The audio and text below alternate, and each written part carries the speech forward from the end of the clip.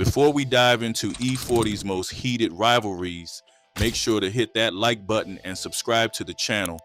That way, you won't miss any of our deep dives into hip-hop's biggest stories and beefs. The first on the list of E40's most hated artists is the notorious B.I.G. The clash wasn't built on years of street tension.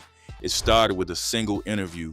In the mid-1990s, during a stop in Canada, the notorious B.I.G. was asked to rate rappers on a scale from 1 to 10. When E40's name came up, Biggie didn't hold back. He gave... And from a scale from 1 to 10, you know what that man gave me? 0. A 0, bro. A 0, and I'm a platinum artist at the time. A 0. Dismissive and shocking, especially since E40 was already respected on the West Coast for his originality and slang-heavy style. Word of the slight traveled fast. At that time, the East Coast versus West Coast divide was already tense. For an artist of Biggie's stature to completely dismiss E40 felt like more than an opinion. It felt like disrespect. Rumors spread that E40 wasn't going to let it slide. In an era where rap beefs often turned violent, people expected retaliation. E40 had options. He could have gone on record, fired back in interviews, or released a diss track, but instead, he handled it differently. According to Hip Hop DX, E40 arranged a meeting with Biggie in Sacramento, where Biggie was scheduled to perform. The mood could have been hostile, but E40 chose diplomacy over escalation. He confronted Biggie about the comments, and after a direct conversation, they settled the matter. Biggie admitted that the rating was off the cuff and didn't reflect deeper feelings about E40's work. It may have been a careless response in an interview, but to E40, in Sacramento, they called me like 11 at night. 40, what you want me to do with this nigga? I got this nigga Biggie, and what you want us to do with him? it had felt personal. By meeting face to face, they were able to bury the issue before it spiraled into something big. E40 later said he gave him a pass after their talk, choosing not to hold on to the grudge. What makes this story stand out is how close it came to being another entry in the long list of coast-to-coast rivalries. The mid-90s were full of feuds that escalated beyond music. For E40 to de-escalate instead of fan the flames showed his perspective. He valued respect and communication more than a headline-grabbing war. By the time of Biggie's death in 1997, the two had already put their differences aside. The incident remains a reminder of how quickly words can create tension in hip-hop, but also how conversation can end it. E40 walked away from the beef without a scar, proving that not every slight had to turn into a full-blown rivalry. Are you wondering who the next artist is? Stay tuned. The second on this list is Richie Rich. This one didn't come from a diss track or an old magazine quote. It started in 2020 during what should have been a lighthearted sports debate. E40, a diehard Golden State Warriors fan, was talking basketball when he made a playful jab at Richie Rich, a fellow Bay Area rapper and Oakland native. In the middle of the back and forth, E40 joked about Richie Rich being a snitch. For fans watching online, the comment hit harder than intended. In hip-hop culture, accusations of snitching aren't taken lightly. Even when said as a joke, it can stick to someone's reputation. Richie Rich didn't let it slide. He fired back on social media, calling out E40 for being reckless with his words. Suddenly, what was supposed to be banter turned into a public beef. The story spread quickly across platforms. This out, my nigga. I know that grand buzzing, my phone been ringing. I'm tired of picking the phone up. I'm gonna just do it just like this, my nigga. Well, I'm not gonna get into all that other shit you had to say. The personal shit, I ain't tripping on none of that. But I'm gonna speak on my reputation, my nigga. That shit you called me last night, you got 48 hours, my nigga, to produce some documentation. Real niggas gonna feel it. You called me a rat, nigga. So I'm giving you 48 hours to produce documentation that supports that shit you was talking last night. Because if not, niggas can't believe nothing you say. You feel me? And real niggas, real bitches, it's gonna resonate. With fans debating who was in the right and replaying the clip of the exchange. Commentary from Bay Area radio and local hip-hop blogs added fuel, analyzing E40's intent and Richie Rich's reaction. The tension caught people off guard. Both rappers had long represented the Bay Area, and fans weren't used to seeing them clash. Interviews and posts added fuel, with Richie Rich making it clear he didn't appreciate being painted in that light, even jokingly. For a moment, it looked like a lasting rift might develop between two veterans who had carried the same regional flag for decades. Observers noted that even small remarks in a public setting could quickly escalate, showing how sensitive reputations remain in hip-hop culture. But this beef didn't follow the usual path of escalating disses and public shots. And like I said, I want to apologize to you, good brother. You know what I'm saying? Man, you know the feeling in I this can't use world. that word loosely, and I apologize. Instead, both men chose to handle it directly. Richie Rich later revealed that they sat down over a meal and talked things through. E40 explained that his comment was meant as a joke in the heat of the sports talk. And what I tell people is present some paperwork. I've been in the game my whole life. If you tell on somebody, it's a piece of paper that Not as a serious accusation. Richie Rich accepted the explanation, and the two were able to clear the air. By resolving it in private, they avoided giving fans and media more drama to dissect. The decision reflected maturity and perspective. Both men knew their history, their place in Bay Area culture, and the importance of not letting pride destroy relationships that had been built over decades. The incident stands out not because of how long it lasted, but because of how quickly it was resolved. E40 learned firsthand how even a passing comment can spark serious backlash, and Richie Rich showed that he was willing to move past it once the intent was clarified. What could have been a messy feud turned into a story of two veterans putting pride aside, highlighting the power of communication over social media conflict. The third on this list is Wack 100. E40's tension with Wack 100 wasn't about music so much as influence and loyalty. Wack 100, a manager known for representing West Coast heavyweights, often found himself in the center of hip-hop disputes. His direct confrontational style rubbed E40 the wrong way, particularly when Wack made comments about Bay Area rap that seemed dismissive of E40's legacy. The conflict first drew attention in the late 2010s during interviews where Wack criticized older West Coast artists for not doing enough to elevate newer talent. He frequently referenced collaborations and business moves, implying that veterans like E40 were out of touch. E40, who had spent decades building his brand both in music and business, didn't take it lightly. He felt that Wack was undermining his influence and legacy in front of the public. Wack also made comments about how the Bay Area sound needed to modernize, and that some veteran artists were clinging to old styles, which E40 saw as a direct challenge to the credibility he had worked decades to establish. Instead of letting the issue simmer quietly, E40 responded through interviews and social media. He called out Wack for being disrespectful and for speaking without fully understanding the Bay Area's unique culture. Tell him, nigga, fuck you, you bitch ass nigga. I don't fuck with you. I told you. E40, I don't fuck with you. Nigga, I done called your phone, nigga. You don't want to pick up, nigga. I told you 2 months ago I didn't fuck with you with the fuck shit you did, nigga. E40 highlighted his own accomplishments, from pioneering hyphy slang to mentoring younger artists, positioning himself as a foundational figure that Wack was ignoring. The exchange drew attention, with fans taking sides and analyzing every comment. E40 also pointed out his business ventures, collaborations, and independent success, emphasizing that his influence went beyond music alone.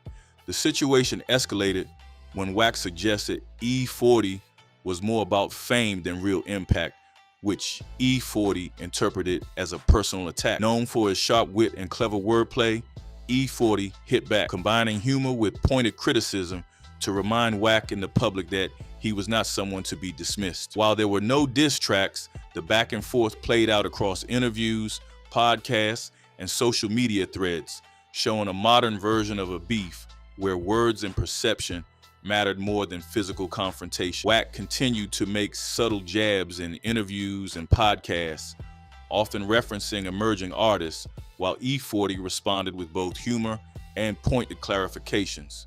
Despite the tension, E40 remained strategic. He didn't let Wack's comments define him or derail his focus on music and business ventures. Over time, the intensity of the dispute softened, though it never fully disappeared. Both figures continue to operate in the same circles, sometimes indirectly clashing over artist representation and industry commentary. The fourth on this list is AZ. E40's issues with AZ go back decades, rooted in competitive tension more than personal insult. Both men emerged in the 1990s as skilled lyricists, with AZ representing the East Coast and E40 dominating the West Coast. While they never battled face-to-face, interviews and public commentary occasionally fueled the perception of rivalry. The early exchanges were subtle, with AZ praising East Coast technicality in interviews, while implying West Coast rap leaned on style and slang. Things happen, man. This is hip hop, you know. Like I say, take the good with the bad. I mean, I represent BK, so at the end of the day, that's personal what they go through. You know what I'm saying? What him and Cam go through. You can't knock that hustle. But at the end of the day, it's personal for me. What I gotta do, and at the end of the day, I'm holding it down. I represent BK to the fullest. E40 took notice, particularly because AZ's remarks reached a wide audience and shaped public perception of West Coast credibility. The conflict gained traction when AZ, during radio interviews in the early 2000s, made remarks comparing West Coast and East Coast rap styles, implying that certain West Coast artists, including E40, prioritized catchy slang over technical lyricism. For E40, who had spent years crafting his unique flow and influencing generations of rappers, these comments felt dismissive. They suggested that his artistry wasn't respected outside the West Coast. Media outlets business. Hey man, today we finna talk about that beef between AZ. Now a lot of people don't know it was the beef with these two individuals, but it was a beef shortly after that East Coast, West Coast thing had jumped off, man. Highlighted AZ's comments, quoting him in magazines and online publications, which further amplified the tension. E40 responded cautiously at first, through subtle jabs in interviews and lyrical nods in his music. He referenced his decades-long career pioneering hyphy slang and mentoring younger artists. Rather than escalating into full-blown public attacks, he opted to assert his position through accomplishments, reminding fans of his longevity, creative innovations, and cultural impact. Still, the tension simmered whenever both appeared in media circles discussing hip-hop history or regional influence. Panels, radio shows, and podcasts occasionally sparked renewed comparisons, with hosts asking for opinions on East versus West Coast influence. The perceived beef resurfaced at events and panel discussions where fans debated whose style carried more weight. E40's response was consistent. He defended his legacy and the Bay Area sound, using humor and wordplay to highlight his contributions without directly attacking AZ. In addition, he referenced collaborations with major artists and the success of his independent label, reinforcing his ongoing relevance in hip-hop. Eventually, the tension lost momentum. AZ and E40 never officially reconciled in public, but the exchanges remained mostly verbal, focused on respect and recognition. Over time, fans and historians framed it more as a rivalry of style than personal animosity, a debate over innovation, influence, and artistry. The interactions illustrate the ongoing comparisons between regional rap scenes in the early 2000s and how veteran artists maintain reputations while managing outside criticism. The fifth on this list is Rashid Wallace. E40's tension with Rashid Wallace didn't start in music. It came from basketball and public commentary. Wallace, known for his fiery temper and outspoken nature on the court, often made headlines for confrontations during games, technical fouls, and candid interviews. In the mid-2000s, Wallace gave an interview on a sports radio show where he discussed West Coast hip-hop. He suggested that some West Coast rappers focus too much on slang, hype, and regional trends rather than true skill and creativity. E40, who had spent decades building his career, mentoring younger artists, and shaping Bay Area rap culture, interpreted the comment as a personal slight. He felt Wallace didn't fully understand or respect the work Bay Area artists had put into establishing their influence. The comments spread quickly online and through sports radio clips. He hit me with the, so he like, man, you know, I noticed you like hip hop. I see you before the game, you know, you bobbing your head back and forth. He's like, you know, what's some of the music you listening to? I was like, well, you know, I rock with Redman, I fuck with Wu-Tang, you know, Biggie, all of this. I was like, and then I was like, yeah, you know, I don't listen to the E40s and the Goody Mob. Completely unprovoked. Oh, completely. Completely unprovoked. Fans and media highlighted Wallace's remarks, framing it as a clash between a basketball star and a hip-hop veteran. E40 responded publicly in interviews, not with aggression, but with pointed commentary. He emphasized the years he had invested in developing the Bay Area sound, mentoring younger artists, and creating a platform for independent talent. E40's approach was to correct the record and assert the legitimacy of West Coast contributions without making it about physical confrontation or over-the-top disses. The tension escalated further when Wallace made offhand jokes about West Coast rap during subsequent interviews. E40, who was active on social media and in podcasts at the time, responded by highlighting successful projects he had released, the artists he had elevated, and the innovations he had brought to hip-hop, slang, and culture. He contrasted Wallace's comments with tangible accomplishments, showing that influence and skill were not just about popularity or mainstream recognition. Fans noticed these exchanges, and the narrative of a verbal feud began to circulate, even though neither party released diss tracks. At live events and community appearances, E40 occasionally referenced Wallace indirectly, pointing out examples of West Coast creativity and independent hustle. Wallace rarely responded in kind, focusing instead on basketball and later broadcasting work. The interaction remained largely verbal, confined to interviews, podcasts, and online commentary. Despite that, the tension shaped how fans viewed E40's protective attitude toward his region and his insistence on respect from anyone, even outside the music industry. Over the years, the friction gradually cooled, partly because Wallace was occupied with his NBA career and post-retirement ventures, while E40 expanded his music empire, business ventures, and mentorship programs. They rarely had overlapping appearances, which limited direct interaction.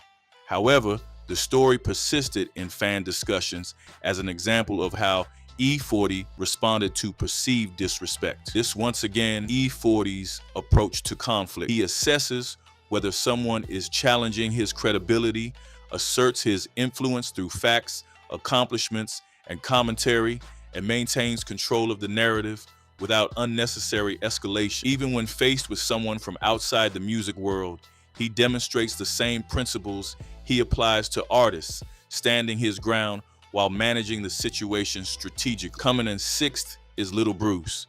E40's tension with Little Bruce goes back to the early 1990s in the Bay Area. Both were building their careers at the same time, trying to establish themselves in a competitive scene. Little Bruce started making a name locally for his style and street-oriented lyrics, while E40 was already gaining attention for his flow and independent hustle. The friction began when E40 noticed Bruce emphasizing his own contributions and influence in ways that E40 felt overstated. At first, it was subtle, interviews, radio spots, and small mentions in songs, but fans and local media picked up on it, framing it as a quiet rivalry between two rising forces in Bay Area rap. The tension became more noticeable when Little Bruce released tracks referencing street credibility and independent success, which E40 interpreted as indirect shots. E40 had been mentoring younger artists and shaping the hyphy movement, and he felt Bruce's approach undercut the effort he had invested in building a Bay Area sound. He responded carefully, dropping his own lines and clarifying his position in interviews without escalating too public. Bruce didn't fire back directly in major tracks, but fans knew the rivalry existed, picking up on the subtle competitive energy in performances and appearances. Over the next few years, the dynamic stayed primarily regional. Local radio stations and Bay Area shows occasionally highlighted tensions, but there were no large-scale diss tracks or national level conflicts.